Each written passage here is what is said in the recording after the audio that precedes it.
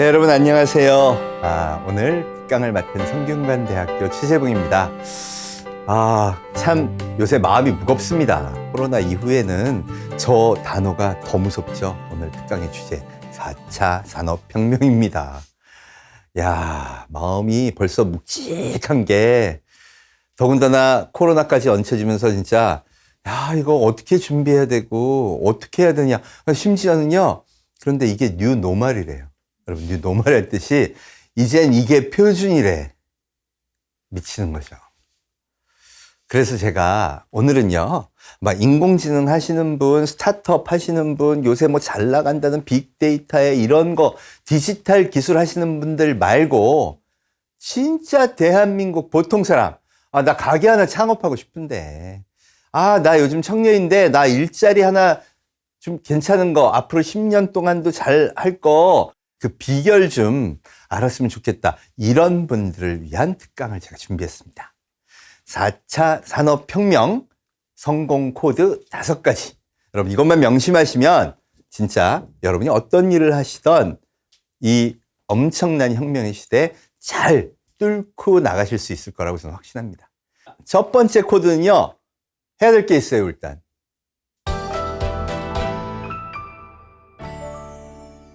디지털 트랜스포메이션, 이 디지털 대전환이라고 하는데요. 이 모든 인류의 삶의 표준이 이제 디지털이다. 이렇게 내 마음부터 바꿔야 돼요. 원래 제일 어려운 게요. 내 마음 바꾸는 거예요. 그럼 왜 그렇게 바꿔야 되는지 그것부터 한번 살펴보죠. 또 바꾼다는 의미가 뭔지도 한번 살펴보겠습니다. 우리가 이 4차 산업혁명은 인공지능, 로봇, 자율주행차 뭐 이런 디지털 기술이 대표한다. 맞습니다. 앞으로 그렇게 될 거예요. 그런데 아직 자율주행차 안 돌아다니죠. 그럼 안 왔느냐? 혁명은 왔어요. 그래서 이 현상을 문명의 교체 이렇게 얘기합니다. 저는요. 그 본질이 뭐냐? 인류가 생활의 공간을 디지털이라는 새로운 곳으로 옮긴 거예요. 그럼 다 바뀌는 거죠. 그래서 저는 이 혁명의 시작을 뭐로부터 보기 시작했느냐? 바로 스마트폰의 탄생이 출발점이라고 봤습니다. 스티브 잡스가 2007년에 아이폰을 만들고 나서 모든 게 바뀌었어요. 2009년 우리나라에도 왔고요. 2010년 갤럭시 S라는 안드로이드 폰이 탄생합니다. 그래서 스마트폰 대중화가 본격화된 거는 불과 10년이에요. 그런데 벌써 코로나가 오고 나서 어떻게 됐죠? 여러분 이제 이거 잘 쓰는 사람이 표준이에요.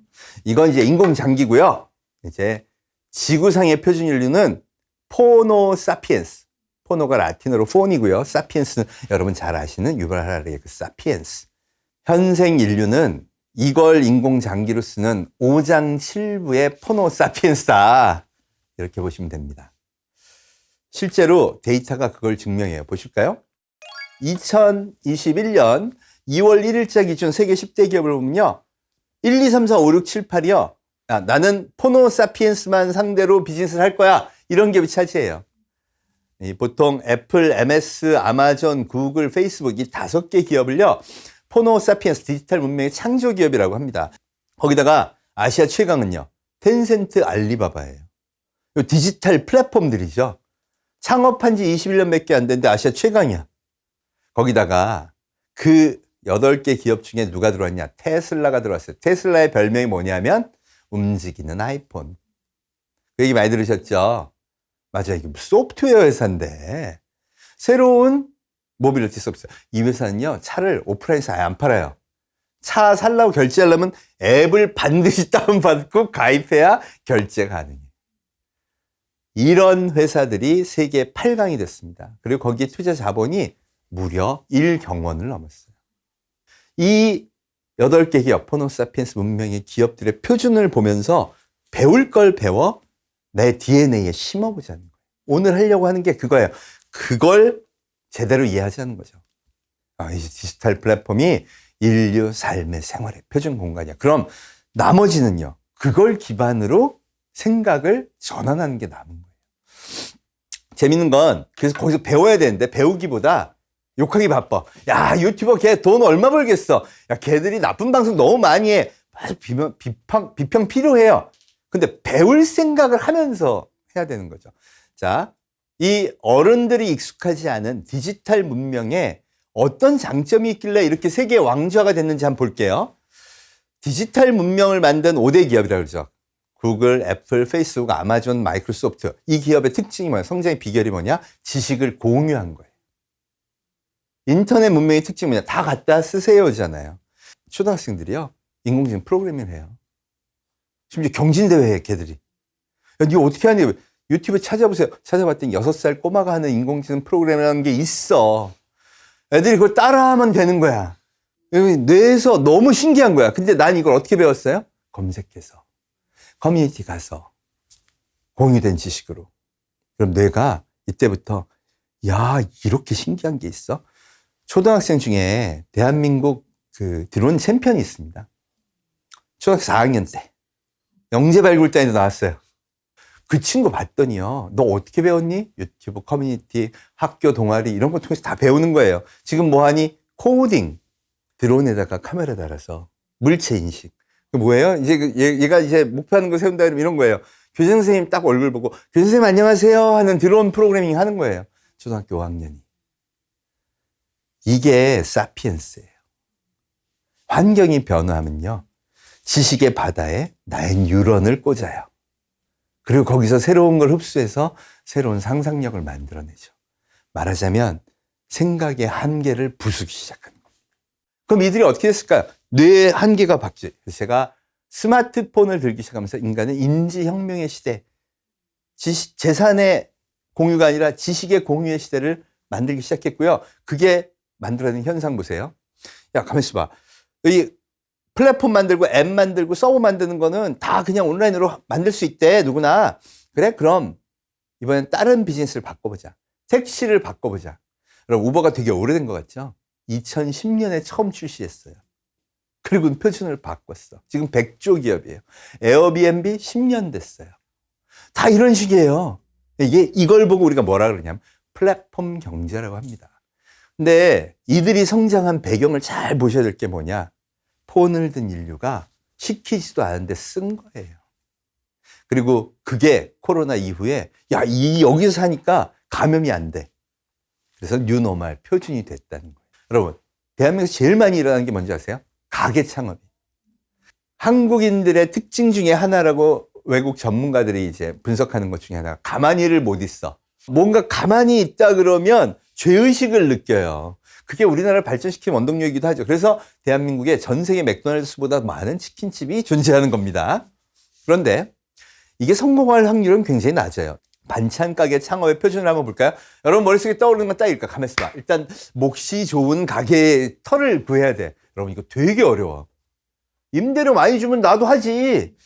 근데 싸면서 사람 많이 오는 거, 그죠? 어렵죠. 어려운데 해. 왜? 표준이라고 생각하니까. 두 번째, 반찬 가게 하려면 막 냉동 설비 막 다 해야 되잖아. 돈 엄청 들어요. 근데 해. 왜? 그게 표준이라고 생각하니까. 그럼 그래야 우리는 표준이라고 생각하면 어렵고 돈이 많이 들어도 원래 하는 거예요. 그런데 이제 그걸 바꾸라는 거예요. 고객은 폰으로 이제 시켜먹는 사회예요. 이게 뉴노멀이야. 그럼 어떻게 해야 돼? 온라인 샵 있으면 되고요. 또 주방에서 그거 만들어야 된다? 공유 주방이라는 게 나왔어요. 이렇게 표준을 전환해야 한다는 겁니다. 이게 진정한 디지털 문명의 대전환이에요. 폰을 든 인류가 표준이다. 이게 혁명의 본질입니다. 문제는 진짜 이번 혁명에 중요한 게 뭐냐?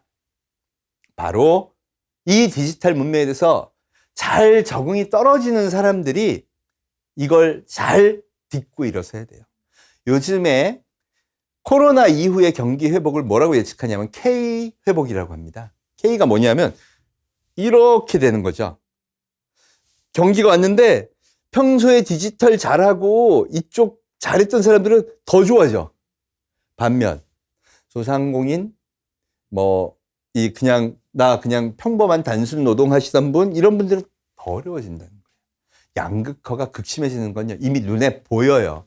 이거를 혼자 하라 그럴 게 아니라 사회 전체가 추스리고 서로 배려하고 끌어안고서 전체적으로 같이 함께 움직여 가야 된다는 겁니다. 자, 이제 내 마음의 표준을 디지털이 이제는 운명이고 이게 뉴노멀이야 이렇게 설정하고 나면요, 그럼 꼭 기억하셔야 될 게 있습니다. 사실 제가 오늘 강의에서 가장 강조하고 싶은 건데요. 여러분, 룰이 바뀌었습니다. 네. 자본이 지배하고 막 방송이 지배하고 소위 말하는 시스템 권력이 지배하던 시대가 아니라요. 새로운 소비자 왕이 된 시대가 열렸습니다.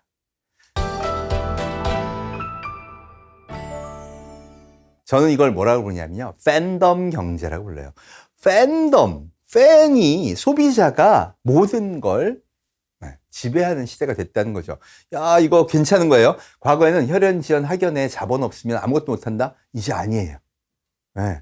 자, 그럼 도대체 이게 뭘 의미하는지 한번 보죠. 저는 4차 산업혁명의 상징을 BTS라고 얘기합니다. 그럼 BTS 보세요. 아니, 세상에 자본도 없었어요. 그죠? BTS 데뷔할 때 없었어요, 자본. 방송에도 안 나왔어. 2013년 데뷔해서 그래서 안 내보내니까 야, 치사하다 하지 마.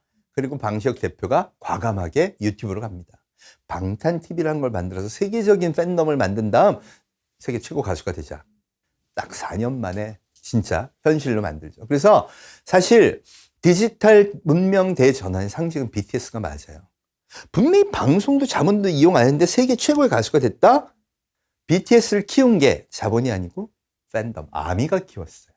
이게 어마어마한 힘이 됐다는 거죠. 그리고 그런 환경이 방송 시스템이 아니라 SNS, 소비자 스스로가 움직여가는 SNS에 의해서 만들어졌다. 우리가 여기서 느껴야 될 게 이 환경에서 내가 성공하는 룰은 다른 거다. 소비자의 나에 대한 팬덤을 만드는 게 성공의 비결이다. 이렇게 인지하시면 돼요.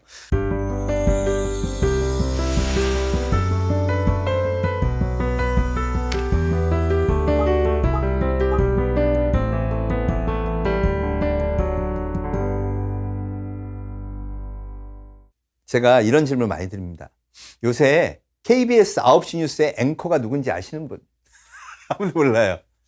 그럼 여러분이 즐겨보는 최고의 유튜버? 다 한 명씩 있어.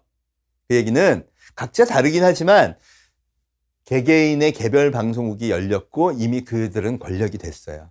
우리가 인지해야 될 건, 아, 그런 세계가 열렸구나.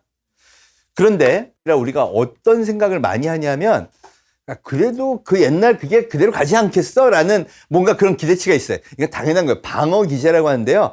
근데 보세요. 방송국도 요새 뜨는 거. EBS 먹여 살리는 게 펭수 맞죠? 여러분, 제가 EBS 스튜디오 갔더니요. 건물 갔더니 펭수의 집이야, 여긴. 펭수를 누가 키웠어요?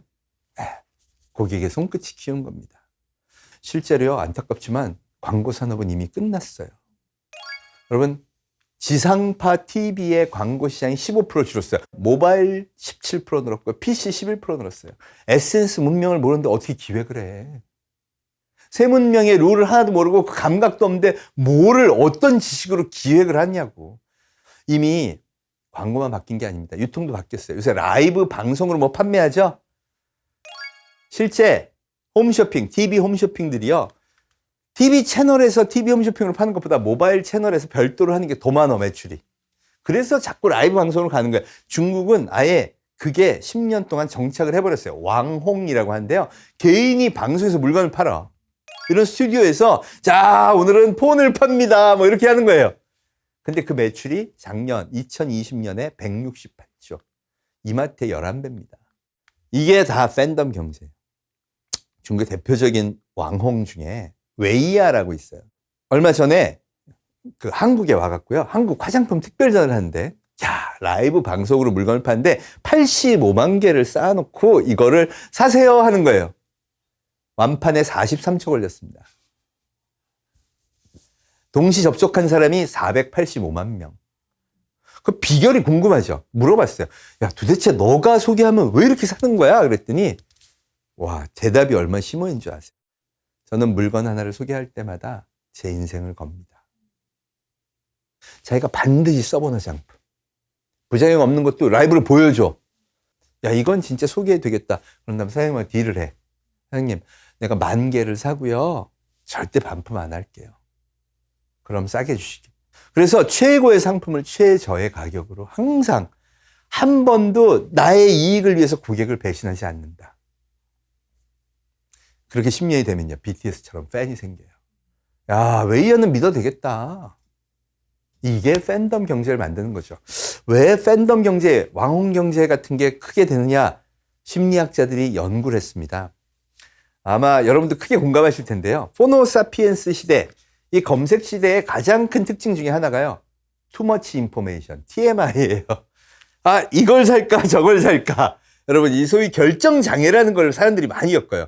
그런데 이런 사람들의 특징이 뭐냐? 하나를 정하면 야, 그래 앞으로 여기서만 사자. 아, 왜 얘한테 사면 얘는 믿어. 언제까지? 배신하지 않기만 한다 그러면 계속 가는 거예요. 이게 팬덤 경제를 만드는 근원이라고 이야기들을 합니다. 희소식이 뭐냐? 소규모 비즈니스에서부터 대규모 비즈니스까지 전부 너무너무 다양해요.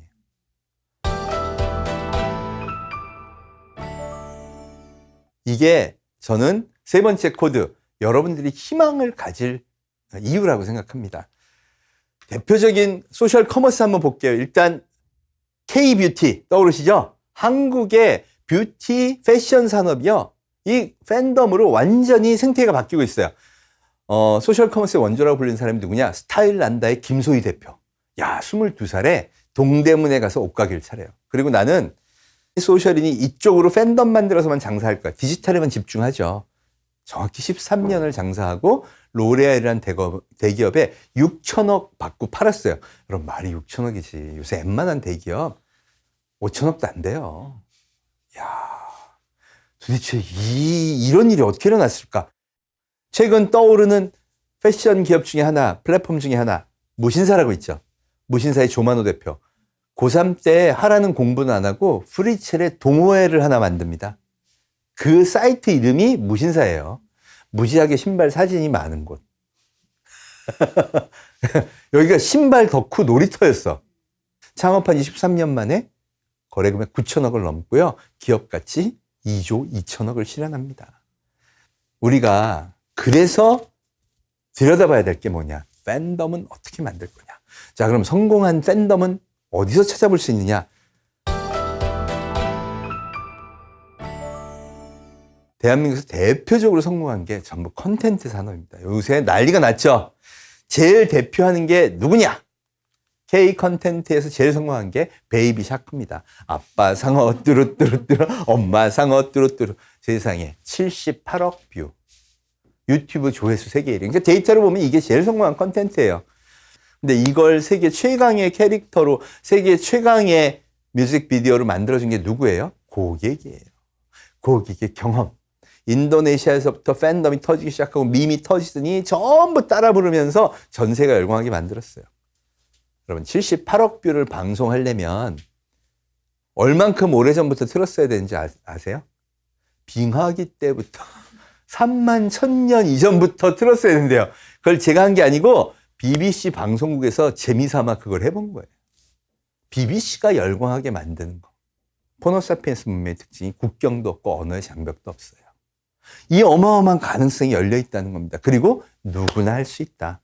특히 지금 데이터상으로 검증되는 게 뭐냐면 대한민국의 콘텐츠가 굉장한 호모사피엔스 문명의 코드와 잘 맞는다는 거예요. 이걸 통해서 우리가 배울 게 있습니다. 야, 그럼 나도 여기서 공부해서 팬덤을 만들어야겠다.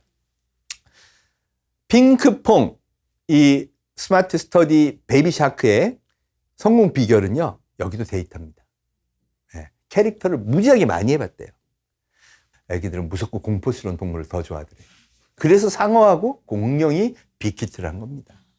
그러니까 출발은 항상 뭐? 고객에게 집중한다. 우리가 그래서 이런 새로운 문명을 계속 보면서 배워야 합니다. 대한민국의 새로운 산업 생태계 일자리 한번 보세요. 프로게이머. 야, e스포츠가 올림픽보다 관광이 더 많아. 영화, 넷플릭스, 기생충, 막 아카데미상 휩쓸어. 남자 가수 1위 BTS, 여자 가수 1위 누구예요? 블랙핑크.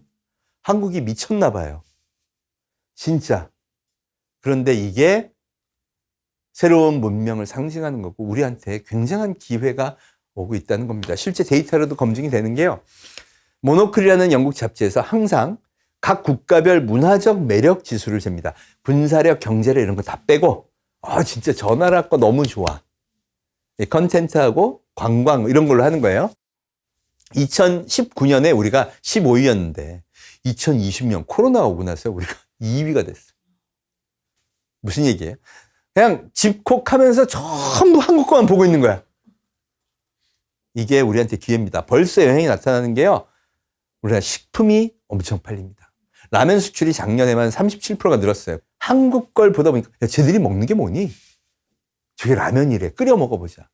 미국은 전부 외국은 다 컵라면인데 새로운 문화를 접하기 시작하는 거예요. 그러니까 이 모든 변화가 보여주는 게 뭐냐면 야, 팬덤을 키우면 성공하는 길이 보인다는 걸 이제 보여준 거예요. 그럼 어떻게 만들어야 되냐? 경험이 좋아야 됩니다. 이러려면 뭐가 있어야 되냐? 실력이 좋아야 돼. 대한민국 킬러 컨텐츠가 왜 떠요?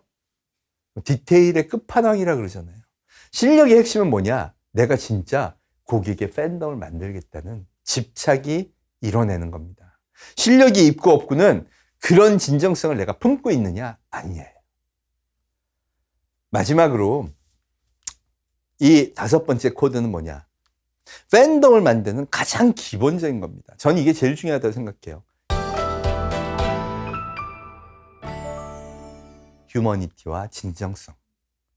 이 디지털 문명이요, 재밌는 게 뭐냐면 정말 높은 도덕성과 더 따뜻한 휴머니티를 요구한다는 거예요. 디지털이 냉정하다며? 비대면이라 안 좋다며? 아니요. 실제로 보면요, 거의 모든 폰을 든 인류가 이 사람들이 다 왕이 됐어요. 그러니까 그 사람들을 각각 다 만족시키려면요, 기준이 무지하게 높아지는 거예요. 그러니까 과거에는 야, 그럴 수도 있는 거 아니야? 야, 그건 좀 관행인데 좀 넘어가지. 요새는 안 되죠. 네. 그 이유가 뭐냐? 이 디지털 문명이 소비자가 왕이 된 시대를 열었기 때문이고요. 그래서 더 절실한 게 뭐냐? 인류가 보편적으로 좋아하는 거 뭐예요? 만족하는 거? 그게 휴머니티죠. 이걸 그래서 밑바탕에 깔아야 됩니다. 실제 팬덤 경제가 구축된 거 한번 보세요. 이번에 막 헤드폰 나왔죠. 이것도 매진 행렬이야. 얼마인 줄 알아요? 정가 70만 원이에요. 근데 매진 행렬이야. 이게 팬덤. 그뿐인가요? 아마존. 연회비 14만 원 낸 사람이 2억 명이에요. 넷플릭스 본 사람, 돈 내고 본 사람 2억 명. 유튜브 돈 내고 본 사람 2억 명. 우리 팬덤 경제가 어디로 연결되냐? 소위 말하는 구독 경제로 연결됩니다. 그러니 우리도 해야죠. 그래서 우리가 앞으로 필요한 게 진짜 뭐다?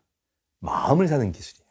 야, 빅데이터, AI 그게 아니라 휴머니티, 인간의 마음을 제대로 이해해서 그들이 써보면 미칠 것 같이 좋아하게 되는 그걸 준비해야 한다는 거죠. 휴머니티에 있어서는 우리가 강점을 갖고 있을까?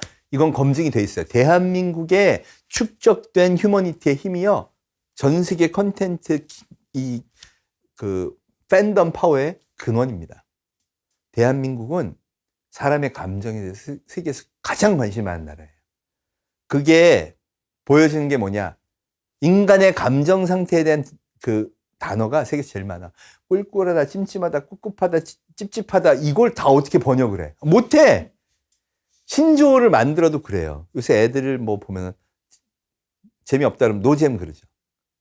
더 재미없으면 핵노잼. 재밌으면 꿀잼. 아주 재밌으면 개꿀잼이래. 또 그뿐인가요? 그냥 단순한 대답 네. 네, 냉, 넵, 넵.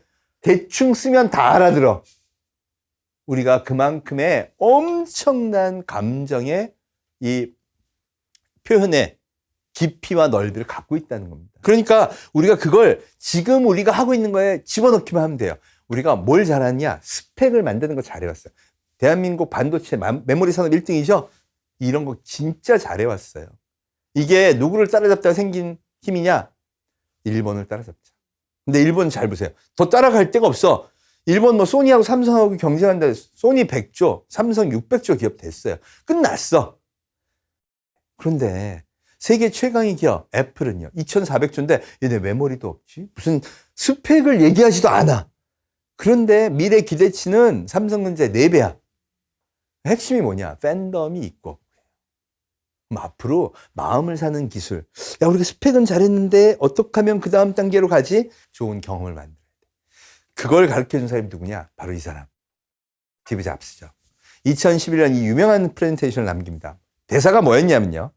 우리는 애플 제품을 만드는데 기술만으로는 불충분했다. 그래서 인문학을 이 기술과 결혼시키고 휴머니티를 그것과 결혼시켜서 그래서 애플의 제품을 만들었다. 그랬더니 비로소 진짜 멋진 말 합니다. 비로소 고객의 심장이 노래하게 할 수 있었다. 어떻게 만들었냐? 지독한 집착이 만든 건 맞아요. 더군다나 얼마나 잡스가 지독했는지 유명하잖아요. 그 끝없는 집착이 8억 명의 애플 중독자를 만들어낸 거예요. 새로운 문명까지 창조해버렸죠. 그리고 이제 우리는 누구나 다 알아. 특히 젊은 세대는요. 팬덤이 없으면 사지도 않아요. TV도 안 봐. 어떻게 소비시킬 거야? 어떻게 그들의 선택을 받을 거야? 팬덤을 만들어야 한다는 겁니다. 글로벌에 성공할 수 있다는 것들을 대한민국의 심지어 가수가 세계 최고의 가수가 될 수 있다는 걸 자본 없이 갈 수 있다는 걸 보여줬잖아요. 그럼 우리가 거기서 배워야 돼. 내가 이들을 어떻게 사로잡을까? 더군다나 룰은 정정당당해. 거기다 승부처는요. 휴머니티와 진정성이래. 멋지지 않아요? 이것만 잘하면요. 우리 갈 수 있다는 겁니다. 지금까지 우리 잘해왔어요.